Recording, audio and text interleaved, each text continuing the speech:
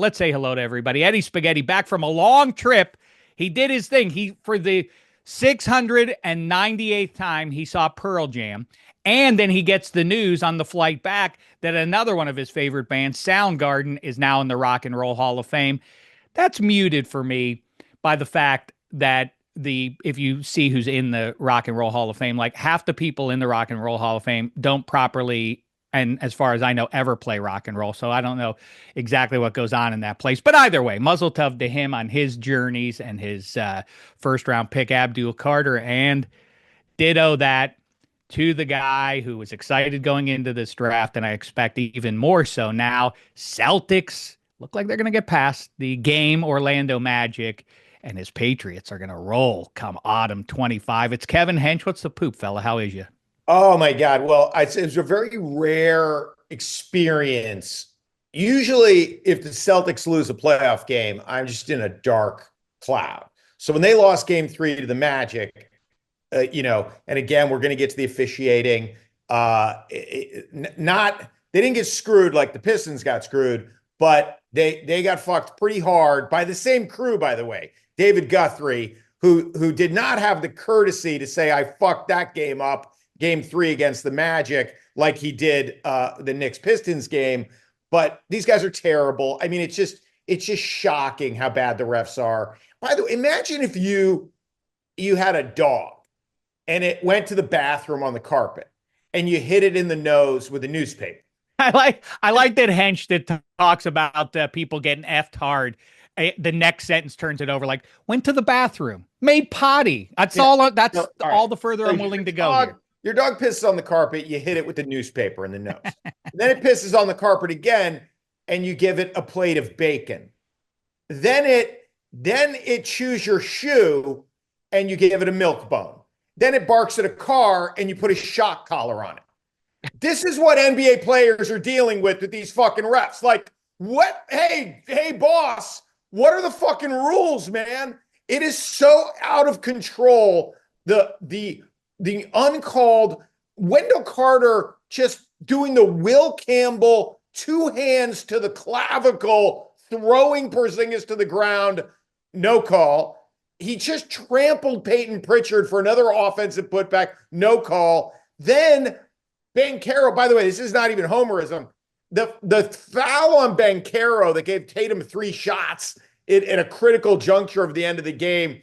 Again, a phantom grazing of the shoulder versus Josh Hart, who did foul Hardaway. It's like, it's so fucking random. It's just like the whim. I mean, Bickerstaff said it right. Like, some players are allowed to play physical, other guys aren't. So the refs have made the players schizophrenic. Like, am I allowed to clutch and grab? Oh, he's allowed to clutch and grab, but I'm not allowed to clutch and grab. So I'd say it's a fucking crisis in the NBA. That said, Celtics get fucked by the refs, and normally that put me in such a black cloud. But this Luka Doncic thing. I was just about to say one thing that we can say. Oh my God! Oh my God! We can say this though, so at least. Whatever else we've complained about in the last 3 to 6 months about the NBA. One thing you can take off the table is that the refs are in on it and trying to make Luka get to the finals, right? I mean, at least we can take that. That's a small victory. That idea that the league sends an encrypted signal WhatsApp message that goes away after 8 seconds to the referee room. Here's who we want to win the game. And that these fucking guys are competent enough that these guys could actually affect something, like that these 3 blind mice in every game could go like, hey, remember the plan, guys. Like, they're so in over their heads. So evil or stupid, you're going with the latter. Yeah, okay. Like David Guthrie and Mark Davis and James Capers, the idea that these fucking guys could pull off a conspiracy when they're 4 feet from a guy standing out of bounds. Like, yeah, Russell Westbrook's foot's on the line, Mark Davis, you're staring at it. We have too much to talk about, but it is, I do have to put a marker down. It is crazy to me, and it always will be. anytime there is a documentary about a point shaving scandal, I can't get over the fact, like when they're talking about like he did this and what the morality and the other, all the money and all this, and he lost his job, all that kind of stuff. It's like, how can you win the game but see to it? You're like 1/5 of the team, even if you're on the floor the whole time, which you may not be. But like, how can you see to it that your team wins, but that you middle? I think that's an amazing feat and a great athletic feat that you can figure out how to make sure your team is winning, but only by so much. Could Kevin Hench in his basketball prime achieve something so grand? Well, that's, with the 1919 Black Sox scandal, obviously you get Yeah, right. you get the starting pitcher, and then he's like, I'm just going to start drilling guys. There's no defense. I'm Eddie not gonna, Seacott is in control of the game. yeah, He can blow it for you, you right? know, you throw a meatball, that guy could hit a seed right at the third baseman. You hit him, there's no yeah, that guy's on first base. And the Right. problem with one guy being in on it is like your teammate starts going off from three. What are you going to do? Like start denying him the ball? Hey, that guy's on your team. What are you doing? So obviously there's no conspiracy with these officials. They're Right. just terrible. And by the way, I will say this. You don't notice as much when you sit on the side of the court, but I have sat under the basket, those seats. It is insane how big and physical and fast those guys are. And you're like, oh my That's God, wild. if I had to call this push or that push, forget about it. So, I mean, the robots are going to save us eventually from everything, including employment. But for now, the NBA officials are fucking things up pretty thoroughly. That said, Wait. I got to say a couple things quickly. First of all, that's put a pin in that conversation is what is the best thing to witness up close in sports?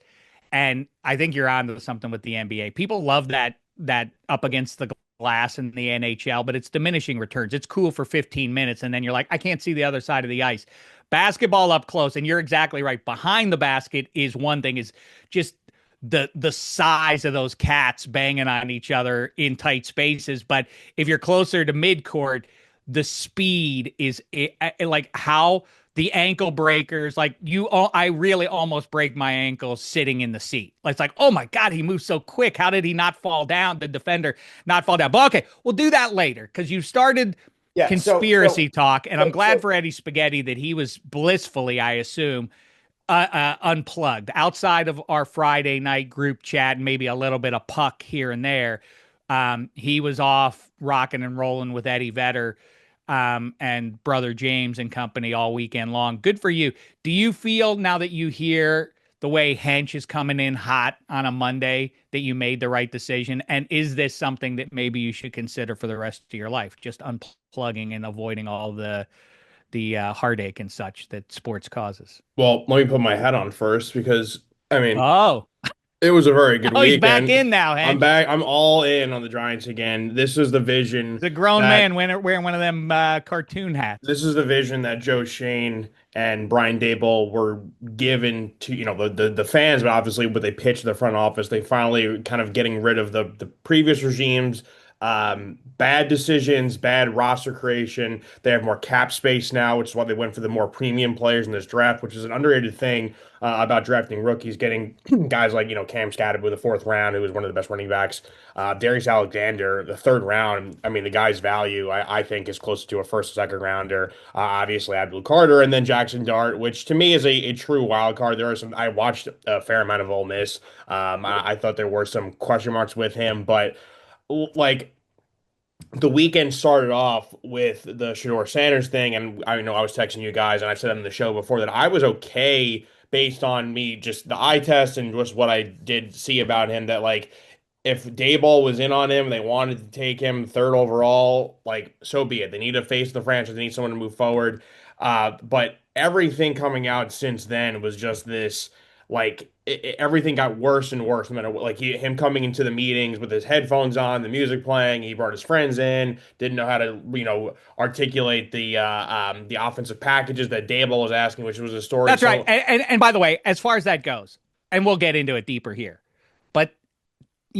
that's not a conspiracy theory. I don't think it's conspiratorial. I mean, I guess properly by definition, it is if Brian Dable or Shane or otherwise is like, boy, we put him up at the board, we put him up at the whiteboard,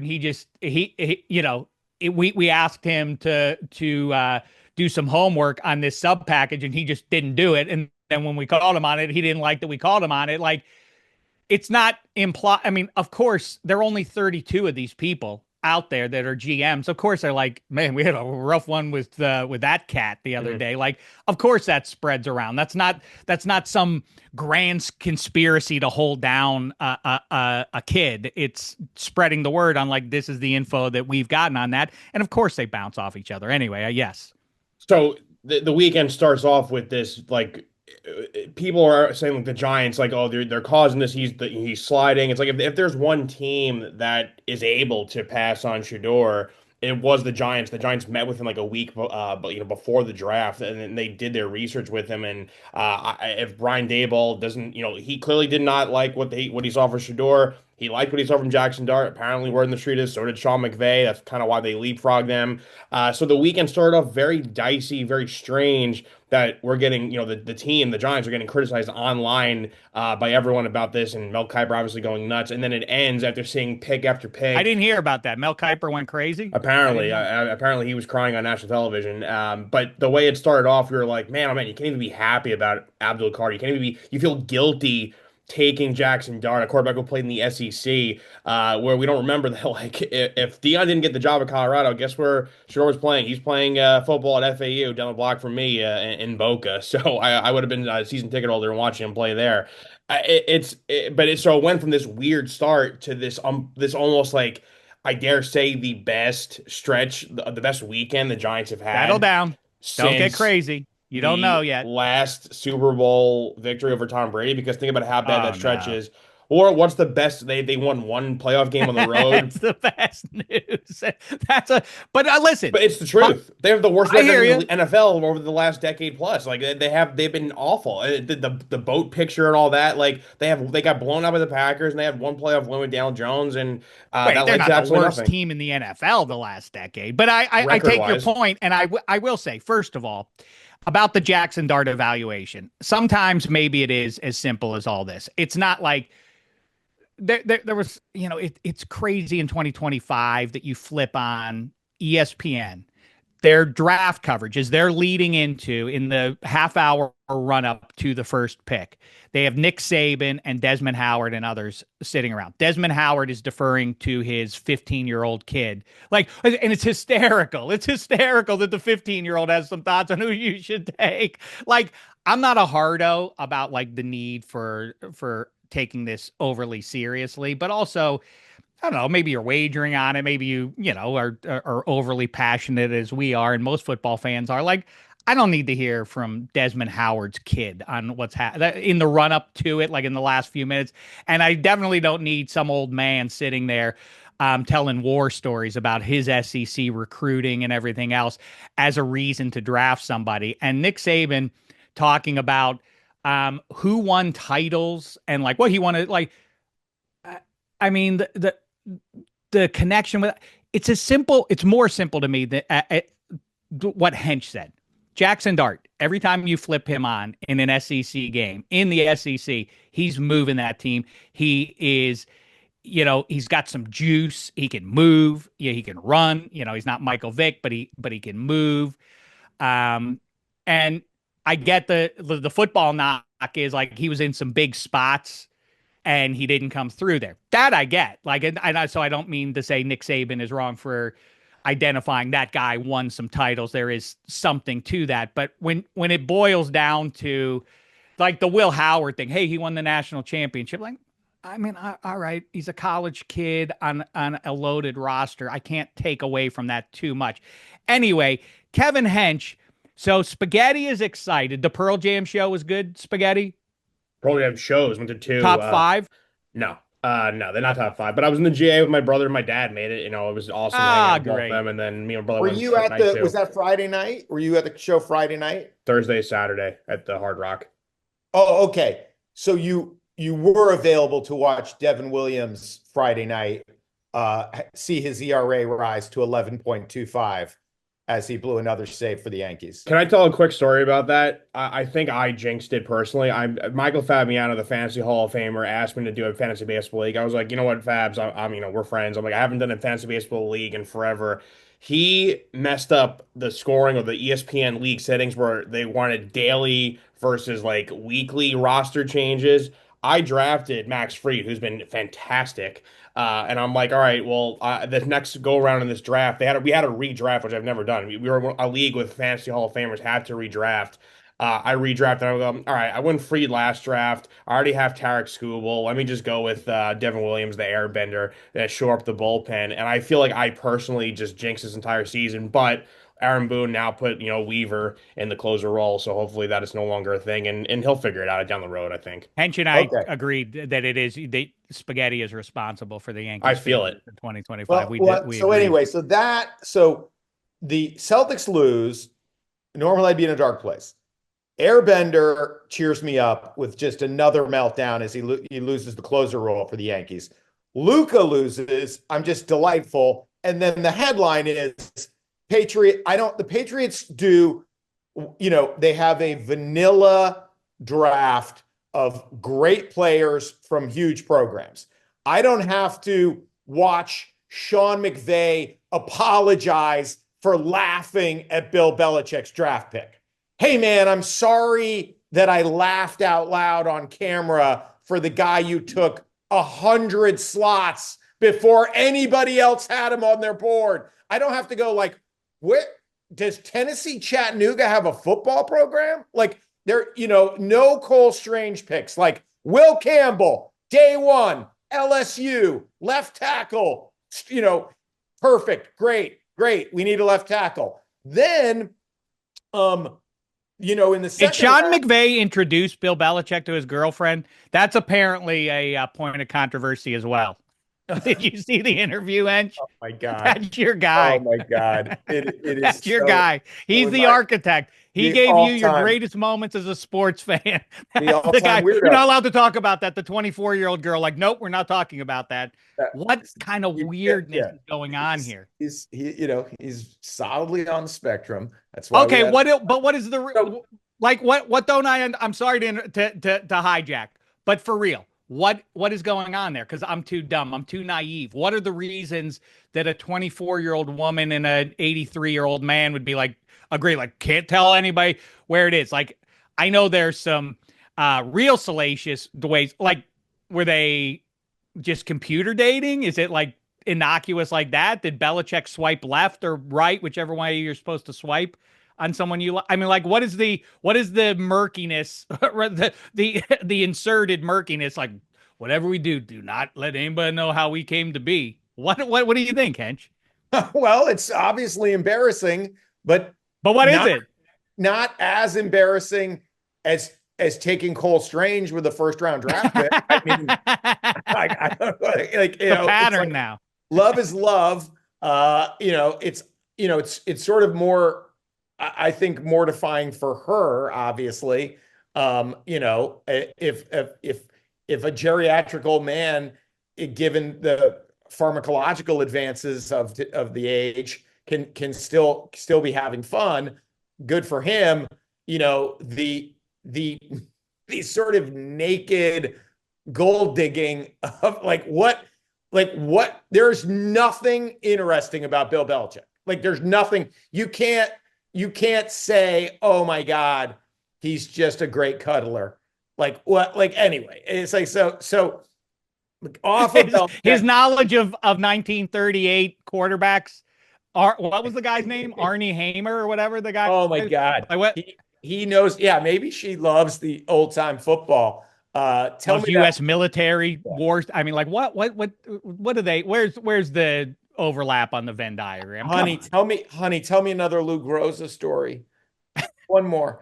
I'll give you the toe. So you're gonna get the toe, and how? So then, right in your ear. Obviously, we all do the same thing. Like, so I think Spaghetti's team had a great draft, and then one of the ways you find out like how good is our draft going is like, are you getting guys that reputable people had projected much higher. Darius Alexander is a good example of that. And so, when it came to the two Ohio State running backs, like McShay, who I think is pretty sharp, had Travion Henderson at 24 and Judkins at 61. And so you always feel good when the Browns take the other guy. You're like, well, they fucked that up. So, if the Browns take Judkins 2 spots above Henderson, you're like, well, we got the right guy. Because the Browns, talk about fantasy football, the Browns did such a non-Browns thing with that great trade. Like, that was a great trade. You maximized value going from 2 to 5. You got Mason Graham. You got the Jags first round pick. Like, you're doing so well. You are so not the Browns at this point. And then they Brownsed it up. They Brownsed it up so hard. Like, obviously, you don't take Dylan Gabriel with the intent of later adding Shedeur Sanders to just complicate your camp. Like, nobody, and that's why all those guys were stricken in the draft room when obviously the boss man, somebody told them that was a hostage video. No, you have to take this guy in addition to Dylan Gabriel. So we have a quarterback room of a rehabbing Deshaun Watson, a 40-year-old Joe Flacco, a tiny, delicate-handed Kenny Pickett, and 2 rookies. Like, what? Like, somebody's not making the roster. So between, when you have, at least one obviously has to hit the streets, but the likelihood is that at least 2 of those guys, that guy will have no value. Like, you're not even going to get a 7th for that guy. But so when you've got those picks and Mason Graham's a good pick, and then you're like, I think the UCLA linebacker is there at their next pick. I think they reached a little bit for him even. So it starts going off the rails right away at 33. And then, they're playmakers.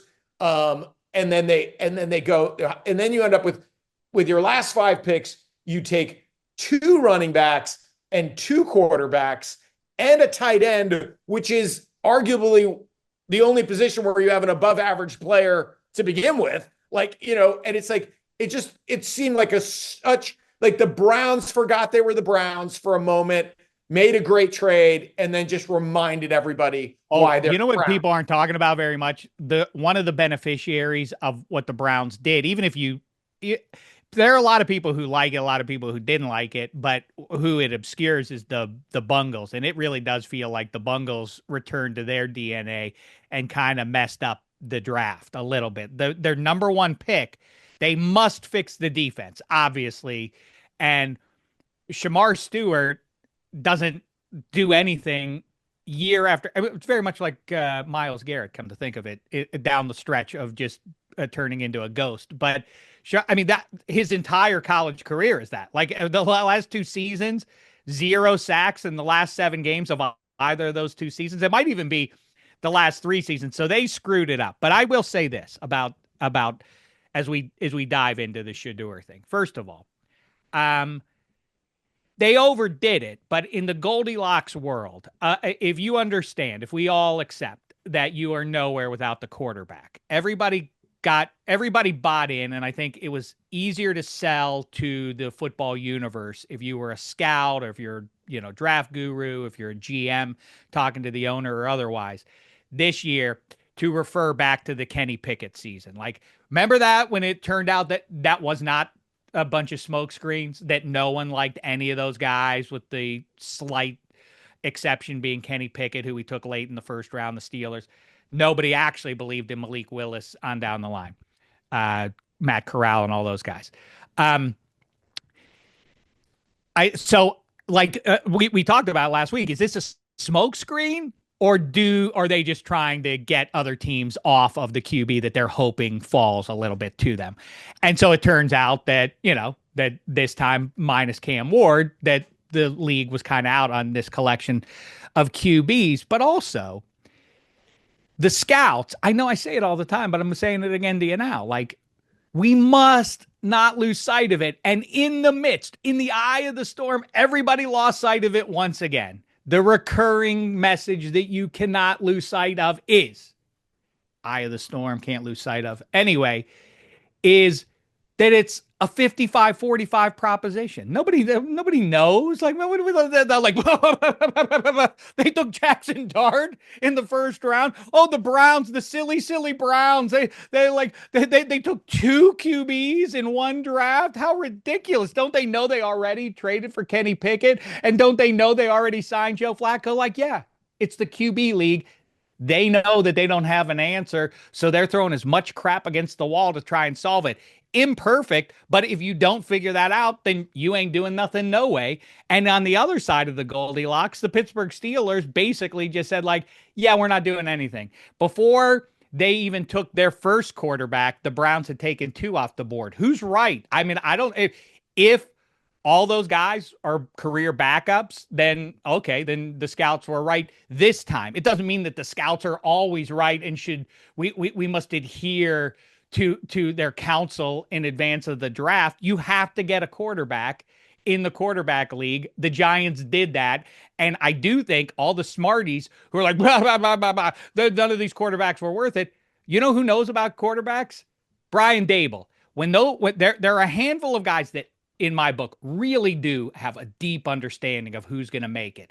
If Brian Dable gives a guy his stamp of approval, he's one of those few guys that it's enough for me. The Steelers were just like, well, what are we supposed to do? We're not going with need. We're going with value. Good. You got a lot of valuable non-quarterbacks on your roster now. Where's that going to take you in 2025 with the old bag of bones that no one else wants, including the New York Jets? They talked to him. They had him on their roster. Like, we don't want him. That's our solution, Pittsburgh. I mean, that's not a solution at all. That's flailing. We'd rather have your backup quarterback, Justin Fields, than our starting quarterback, Aaron Rodgers. Imagine the world we're in. But okay, Shedeur. Let's get into the Shedeur thing. And I started with this because I get a fair amount of social media responses from you, the listener. We appreciate you interacting with us. And there's a fair amount of, we don't talk, we barely graze on the subject of politics and sports and society. They're all kind of overlapping here and there. And so sometimes we'll get into it. But the idea that if we say something or Kevin Hench says something like, this show has turned into a lefty, a lib fest, like Kevin Hench is a moderate. He's not some crazy person talking about that. But it's easy to co-opt a situation like this one and point at it and say racism. Kevin Hench is moderate. I don't think Kevin Hench, though, smiles on overt racism. I think he'll call it out when he sees it. And I don't mean to put words in your mouth, Hench, but I do think it's off the mark spiritually.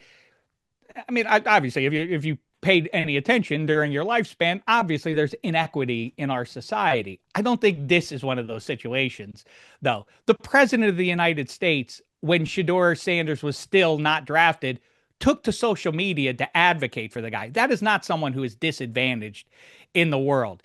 His dad is also a prominent football figure, which is great in some ways. It's also a negative in other ways.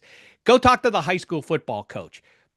His nightmare, the high school football coach, is every dad walking up to him after practice or after the game or otherwise, because the message is invariably, you know what would make the team better? My son. Is all like, you're misusing my son. Now imagine that is not just a random dad, it's a football coach dad. Okay, maybe he has some insight for me, except that every time he sits down in front of a microphone, which he will do all through the football season, he will be asked about it. Hey, what do you think about what's going on with Shedeur and his football team? That he is going to weigh in. He is not a delicate flower who will avoid the subject, Dion. He'll weigh in on that. And pro football coaches don't want to be hearing from the outside about opinion. They want to isolate the locker room from all those outside opinions and the negative noise and otherwise. Like, well, that's going to be impossible to do if you have Deion Sanders as a dad of a quarterback who may or may not be playing. I also think the thing, it's a little bit of a red flag to me. Should he have fallen to the fifth? I don't know. I buy the football rationale that if I don't see him as a personnel guy, as our starting quarterback, well, then you don't want your backup quarterback to be getting outsized attention. That's sort of the Jets thing. When they had Mark Sanchez, like, what could happen? We're just going to bring in Tim Tebow, a little competition, good backup, big name. That'll be great. It just derailed the entire era for the Jets to do that. So if you bring Shedeur in and you don't start him, let's say you roll with Kenny Pickett. I mean, the noise from Colorado and all over the place is going to be, I don't think Dion likes this very much. That's just not the spot that you want to put yourself into. The charges of racism may be valid. I also, there are a number of examples though that, like, this is typical NFL. Like, why was it okay when Archie did that with Eli? It wasn't okay. That is a instance that you can point back to.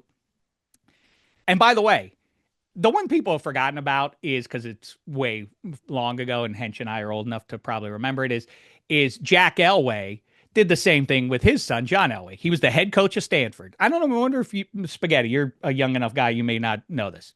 Jack Elway was his coach, was the Stanford head coach of John Elway. John Elway gets drafted. They say, like, we don't want to go to Baltimore. Like, all right, he's going to go play for the Yankees instead. And they play this whole game and they force them to trade away. Pro football teams don't like that. They didn't like that in 1983. If they didn't like getting worked by the head coach, now 50 or 40 years later, whatever, they really, really don't like it, because now it's way more important than it was to society 40 years ago. Football is that much bigger and the process is that much, elaborate and all of that. So you can't at the 11th hour. Now, Deion Sanders is months in advance, years in advance, even saying things like, some teams I don't want my son playing for. Well, that's a red flag. Like, how do I know what your dad's going to do once we draft you? Is not a great place to start. And people say, well, it worked out for John Elway and Jack Elway, and it worked out for Archie Manning and Eli Manning. Why wasn't it a problem then? It was a problem back then. It worked out for those individuals and the teams they went to. It still was a mess to draft the guy and then have to see if you can salvage the situation.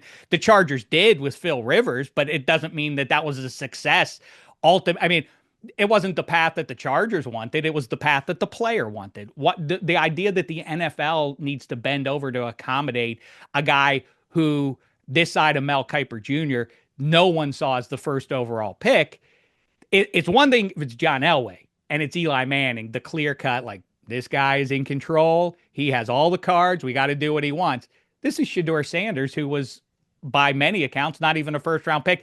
And now we have to cry about it. Mel Kiper Jr. has to throw a fit and declare the NFL doesn't understand reading quarterbacks. Neither do you, Mel. Nobody does, because if you really could, it's a little bit better than hitting a baseball. That's 300 is successful at hitting a baseball.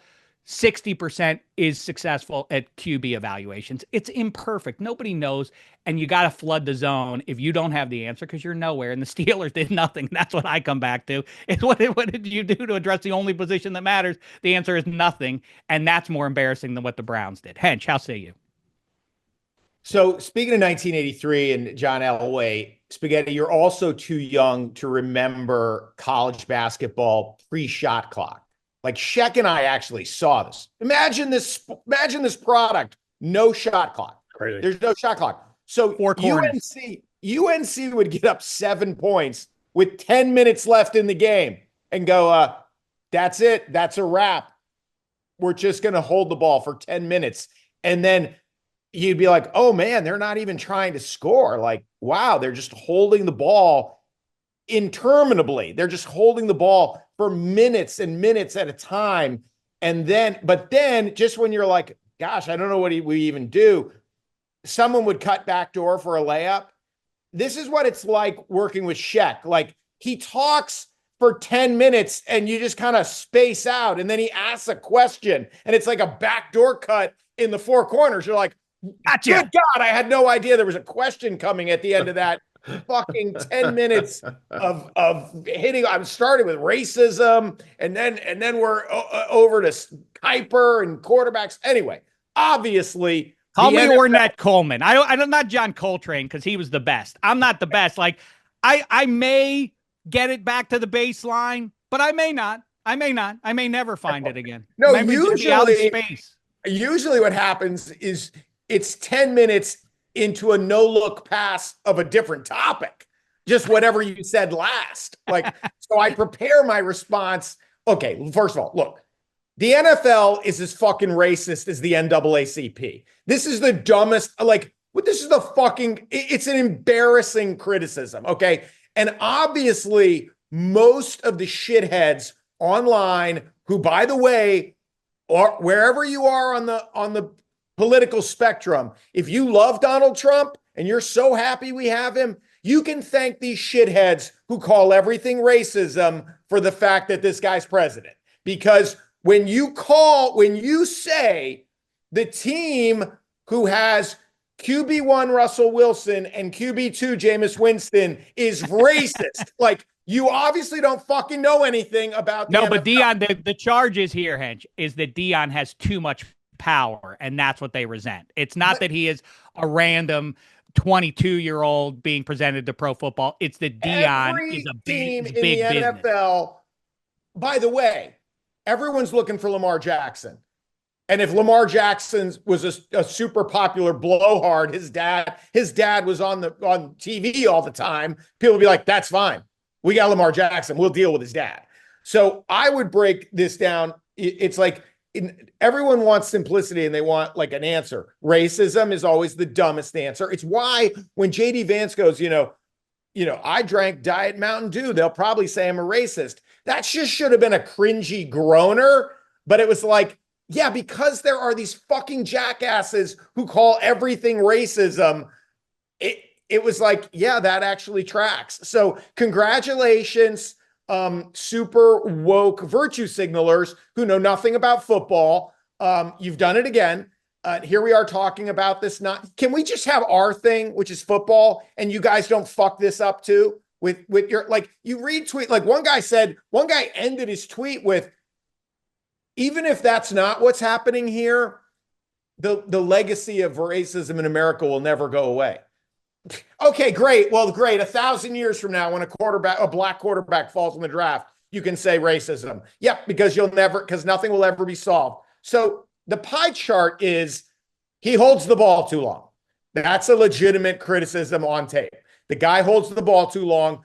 Coming off Caleb Williams holding the ball too long, like, okay, let's knock him down a notch. Then obviously him not being ready for his interview, being indignant that you're indignant that he wasn't ready for his interview, that had to spread like wildfire. And then another wedge of the pie chart is, if he's a project, do we want to deal with this loudmouth dad? Like, so those are the real demerits, and they all weigh on his draft position. And the other thing is, like, so, everyone who went, the Giants are racist. Well, then every team's racist, right? Because everyone passed on him 5 times. Like, what? Like, how? It's so pervasive that even though these teams have rosters that are 80% black, the virulent racism of the NFL has veered its head for this. Well, it's funny because the paradox is that when you look at it collectively, you can kind of identify. Look at the number of black head coaches and all of that, and that's why the Rooney Rule exists, even as it falls apart and doesn't really. It's kind of outmoded. The John Gruden emails and all of that kind of stuff. I mean, there are things that you can point to.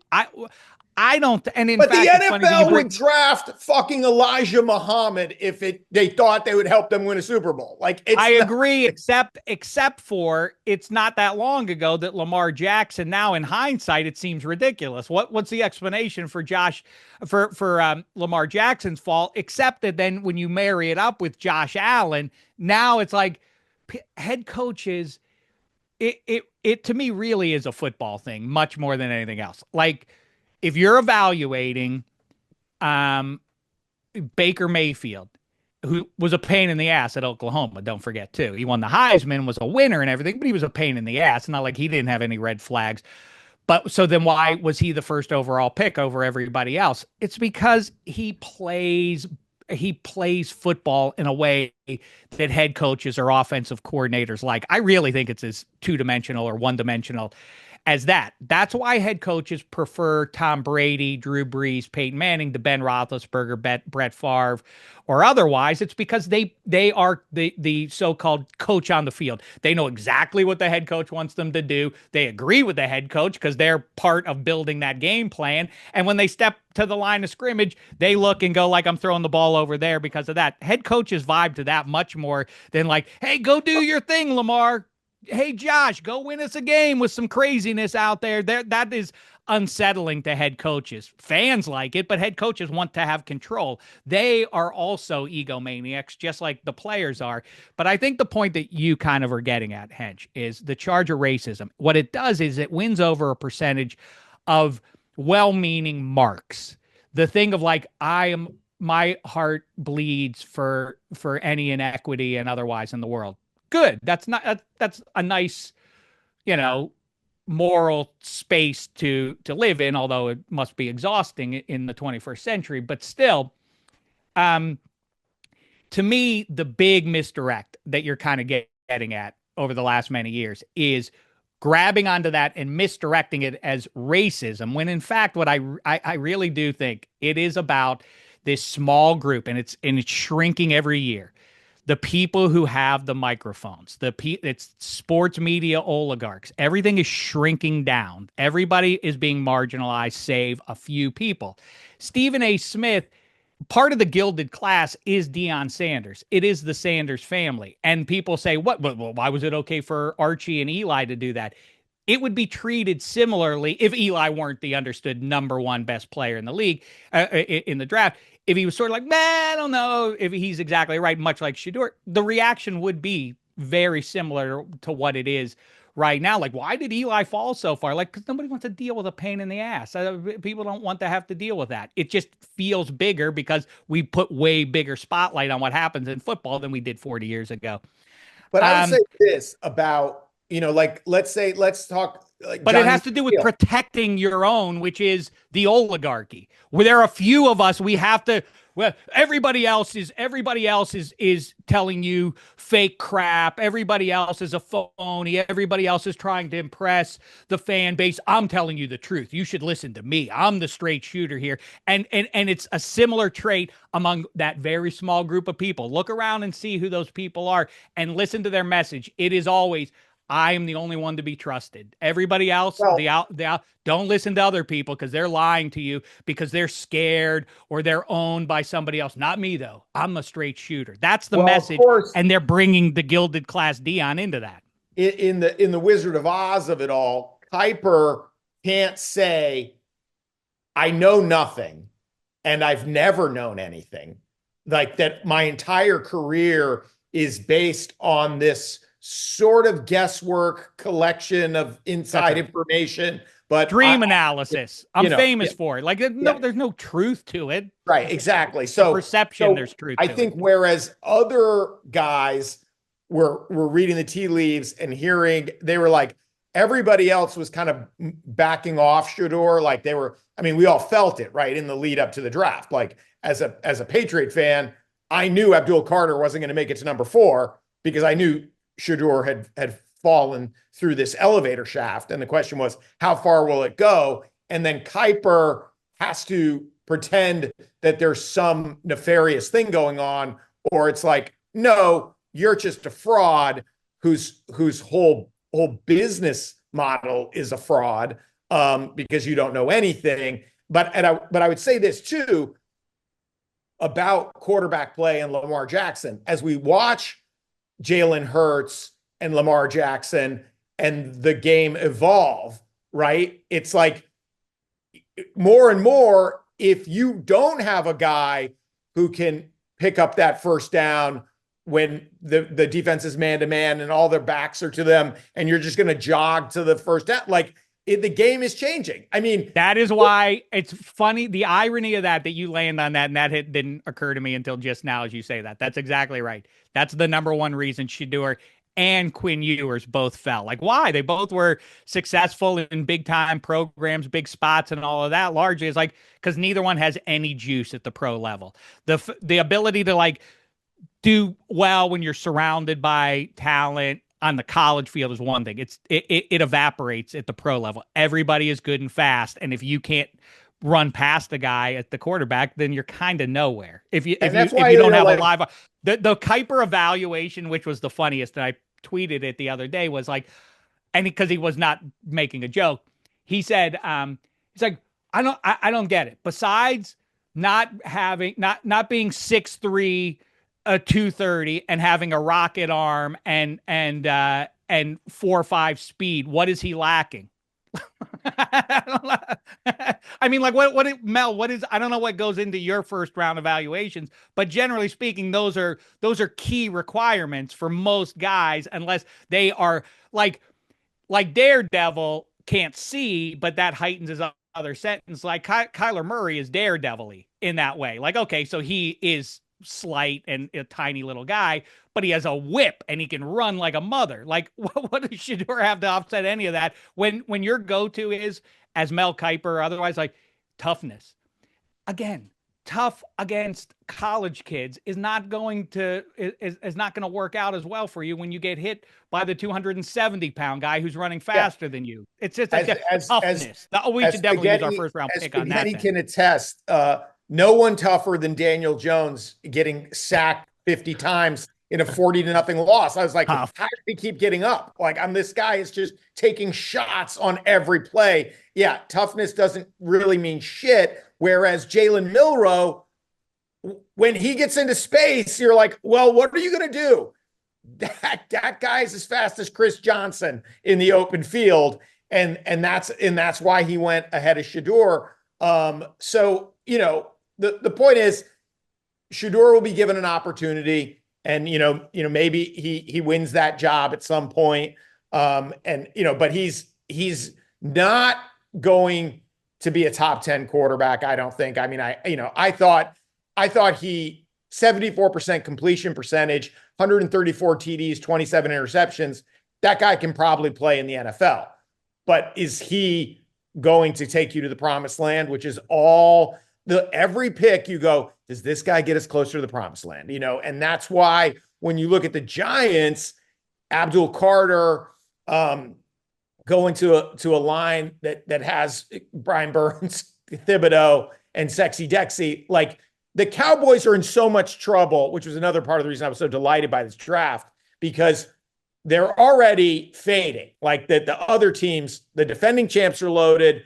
The Commanders have Jaden Daniels, and now the Giants are going to be in Dak's lap.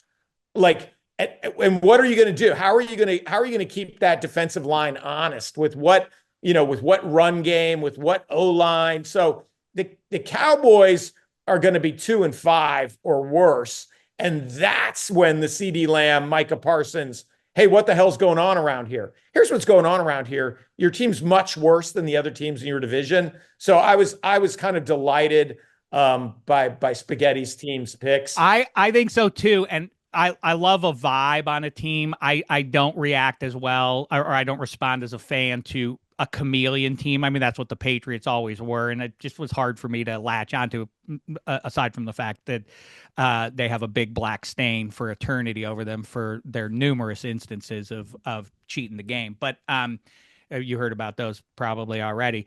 I like a vibe with a team, and the Giants, man, they should, first of all, Scattaboo and Tracy. So they should be able to bang you a little bit. I mean, it's not just that they have two nice runners now. They have two bangers at running back. And then on the other side, that front seven, it should be overwhelming to most teams that they play. And they got the QB. I mean, maybe he will work out, maybe he won't. And that brings me back to the point. For all the stuff I just said about Shedeur and everything, nobody knows if he's going to work out. You got to take some swings. So better to take some swings than to take no swings, which is what the Steelers just did. And I think you're exactly right, Hench. Like, so you should try to make sense of, everybody gets over their skis. Everybody, unless all the people who just in advance of the draft told you who they think that all the teams should take. The teams that listen to those mock drafters get good grades, and the teams that didn't listen to that particular mock drafter probably get a downgrade because they didn't listen to me. So now I have to give you a D for that. But most fans are feeling pretty good right now because this is the sweet spot. You now have 3 or 4 months before you get any actual evidence of if you won or lost the draft. And in the meantime, I do buy if you're the Browns.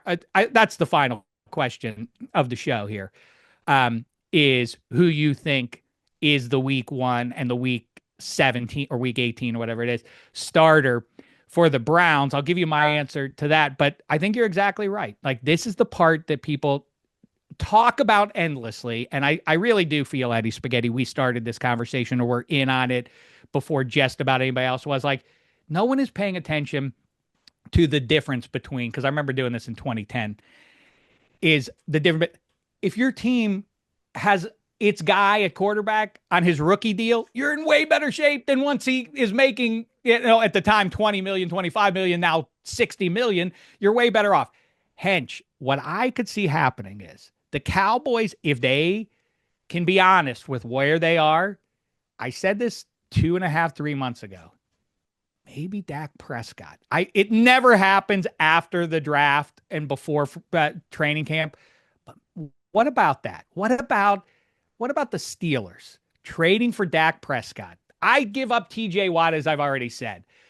Aaron Rodgers is still available. So is Kirk Cousins. The Cowboys could replace him with one of those cats. Don't shake your head at me, Eddie Spaghetti. That's a great idea. No, it's not. And by the way, because he's not a homegrown Steeler. He played for your rival in the 70s. Me and Hench have heard this over and over again. It has to be a homegrown Steeler. Dak Prescott is the same thing as Aaron Rodgers minus a few years. He wasn't shaking his head, Shek. Bitten by my own snake. His neck was wobbling from the weight of that stupid hat. Okay. Fair point, Spaghetti. I hear you, but listen, desperate times, right? I mean, this is grim stuff. It's Aaron Rodgers, Kirk Cousins, or some flyer that we haven't been made aware of yet. That's a conversation we have to have too. Talk about people who are in jobs and get a lot of credit for stuff. The breaking news people never know anything before it happens, and then they just. They're the people who get to tweet it out. Like, that's their role in this. And they get so much credit for like breaking news guy. Like, you didn't tell us before it happened. You just merely reported it before somebody else did after it already happened. Like, that's not any magic trick. The trick would be telling us a week ahead or even an hour ahead. Anyhow, my guess is, by the way, behind a good offensive line, people said, what do you want? You want Andy Dalton on the Steelers? Like, yeah, Andy Dalton almost won an MVP in 2015, or he was in line to do one. That team was fine. 5 years from now, you have to move on from a guy like that. But I wouldn't be surprised if Shedeur is just fine if that offensive line in front of him can hold up in Cleveland. And by the way, with Kevin Stefanski, who is good at bringing along QBs, minus Deshaun Watson, I predict maybe not the week 1 starter because of the lack of better options, maybe Kenny Pickett, but by the end of the season, it's definitely going to be Shedeur. Hench, how say you? I agree with that. I feel like Dylan Gabriel will find himself released at some point. But a couple thoughts I want to get to. One, when Spaghetti graduated from college fairly recently comparatively, but when I graduated from college and I interviewed at the Valley News newspaper to write sports for $6 an hour, I was on time. I was prepared. I was earnest. I really, really needed that $6 an hour job because I didn't have any fucking money. I didn't have any money. So if someone had given me a $5 million deal for my likeness and image at the University of Vermont, and then I'd had to wander into the Valley News, I would have been late and not paying attention. So this new thing of college players having money in the bank, the reason you want to look prepared, go high in the draft, it's usually like, because I'm going to have to work in a fucking coal mine if this doesn't work out. I don't have any I don't have any options. Like, put $5 million in a guy's bank account, and he's not going to pull an all-nighter getting the install package memorized. So that's a new thing when you're evaluating college football players. They're already getting paid a shitload of money. So there's that. The other thing I wanted to hit, I know we're late in the game, but we're talking about Shedeur. You said you didn't want to hear from Desmond Howard's kid. We probably don't want to hear from Woody Johnson's kid anymore, although it's delightful that the Jets suck. Do we want to hear from Jeff Ulbrich's kid ever again? Do we want to hear from fucking Jack Ulbrich? Because I'll tell you something. This is a story that doesn't get enough attention. These NFL coaches are fucking terrible fathers. I mean, obviously, Andy Reid, Tony Dungy, now Jeff Ulbrich, you see it over and over and over again. If my TV shows and movies shot in Europe and I was gone 9 months out of the year, and then my kid was a drug addict, it's like, yeah, Hench is not a good father. He sends them a text message between scenes from fucking Vienna. These guys are so absent in their kids' lives. And, Jax Ulrich is not 14. He's 21 fucking years old. Okay. And so if you have not, because you're coaching up other young men, because you're molding other young men all day, every day, you're not molding your son. And when that kid does something like that, I mean, that is such a failure as a parent. Like, how did you raise your kid? I raised him to be the kid who, in the midst of a global humiliation for this other guy, thinks it would be funny to clout chase on the internet some more followers. And it's like, it's so indicative of where we are. It's just like, yes, make fun of people, kick the kid who fell down on the playground, and it's like, and I mean, like, you cannot pillory that guy enough. This fucking Baba Booey, I got you. Like, it's like, even if Shedeur had gone in the first round, it's like, this is his day. It's fucking Kanye running up during Taylor Swift's acceptance speech. Like, this is their moment. I got his phone number. I'm going to do something so fucking clever. Like, and it's just like, I would be so embarrassed as a parent, and I would know I fucking failed. I'm sorry I missed all your games and I wasn't there for you, but obviously I failed as a dad because this is who you are at 21. It's a fucking disgrace. I'll tell you what, Hench. It's funny because we park our cars in the exact same garage. Literally yesterday, I was talking with somebody about this, and to some, it's been an overreaction. Like, people are a little bit like, okay, lighten up. It wasn't a criminal offense. It was mean-spirited and all that. And I get it. But I think maybe the part of it is that we have advanced in age, and maybe it's because we have children, or maybe that those are things that have changed the way we think. But you're a comedy writer and one of the best in the business, and have been for a few decades now. I am a comedy writer, not one of the best in the last couple of decades, and no one has ever said as much. Either way, we've both taken our swings at trying to amuse people, and there is always going to be the one side of it in the Goldilocks conversation is execs very often in sports specifically will say, like, for where I exist and where you made some hay a bunch of years ago in the sports space, like with Fox and otherwise, they always want, like, we want funny, but funny means edgy, and it means inappropriate and surprising. The way you surprise is to be, like we say, inappropriate. And it's hard to hit a target. You want to punch up, as they say, sacred cows and all that. Punching down, making fun of people that don't deserve to be made fun of. You bring up the interesting thing with Shedeur and why it's kind of okay. It's because, like, well, he's a rich kid. He's Dion's son and everything else. But as you say, this is his moment, and it's a bad moment the way it's evolving for him. So to seize on that and be mean to him is part of the larger issue, which is, Jean-Claude Van Dameshek's a funny kid, a 16-year-old, pretty funny for a 16-year-old. Sometimes he'll be on the TikTok or whatever, and he'll be like, I think this guy's funny. And some of it, I'm not getting up on Mount Pius about it or anything, but it very often is people replace being actually funny for being mean, and then it makes it uncomfortable. They create there's some guy who's very popular on YouTube, I guess, or TikTok or whatever, who goes around and he like goes up to to people outside of Home Depot or whatever, and like, non English speaking people, and he's like, "Tu quieres dinero?" Yeah, yo quiero dinero, and it's like super funny because the guy's like confused and he's being patronized, and he's like, "Tu quieres 20 dólares?" And he gives him $20, and the guy's like, "Why are you standing here giving me money?" And the guy, it's weird because the guy is giving him money, so you process it as like, well, he's doing this guy a solid, but he's humiliating this guy. And maybe this guy who's getting humiliated will never know that the video's out there otherwise, but he's embarrassing and marginalizing this guy as a human being who clearly needs the money, or else he wouldn't be standing outside of Home Depot. But it's all okay. It's, first of all, it's hilarious. I don't know why it's hilarious, but it's also casting yourself as the good guy. Look, I'm giving him money. What am I doing wrong? It's like, it's vapid.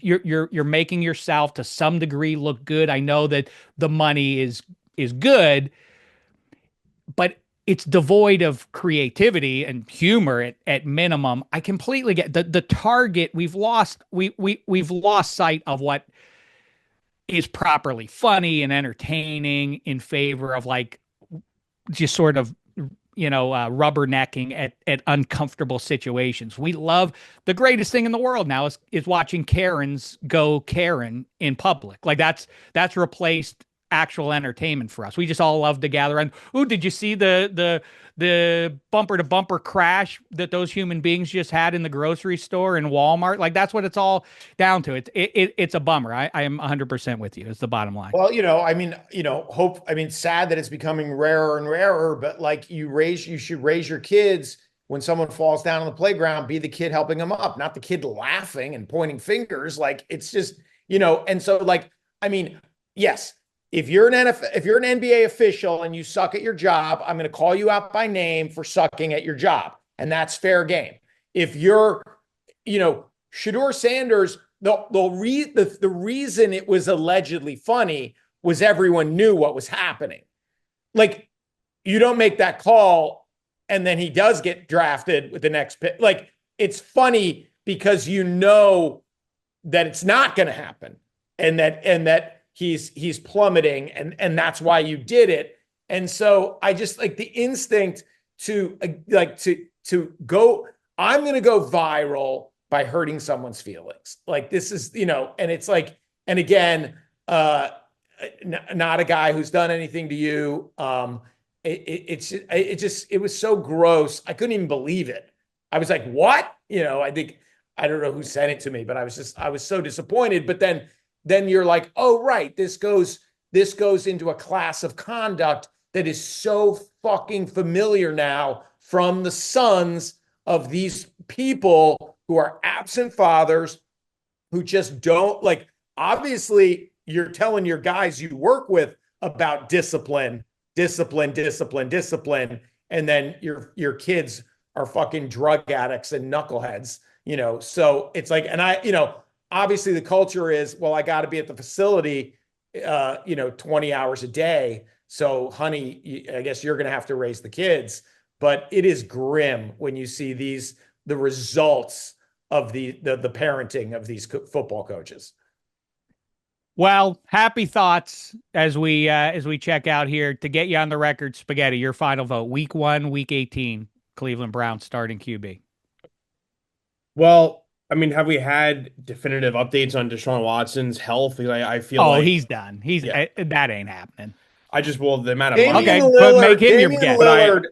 Damian Lillard has a better chance of being the Browns starting quarterback ever again. The Steelers might start Paul Skeens at this rate. I think right now out of the 5, I think the far and away quarterback I trust him most, and I think right now who still has the most amount of ability to perform in the NFL is Joe Flacco. I was going to say Kenneth. No, it's Joe Flacco, and I weirdly disagree with the Dylan Gabriel thing. Although I hate him as a prospect because he's small and he's a lefty. If I was a GM, I would never draft a lefty quarterback in my entire life. But they wasted a third round pick. I say waste, but they used draft capital in the third round, a more premium pick. I don't see them getting rid of him. I just don't get my two remaining questions with this whole Shedeur mess is, I guess number one, we can no longer, every mock drafter has to be discounted, and they clearly just prove they have no connection to the front offices because every front office says he was not a first round guy. And every single mock draft, pretty much 99% of them had him in the first Boy, round. that is an interesting observation. How It's many obvious. people got duped by the 32 GMs out there? And the number two thing I have is, and I looked from that draft video of the Browns, like Stefanski looked like he just saw a ghost.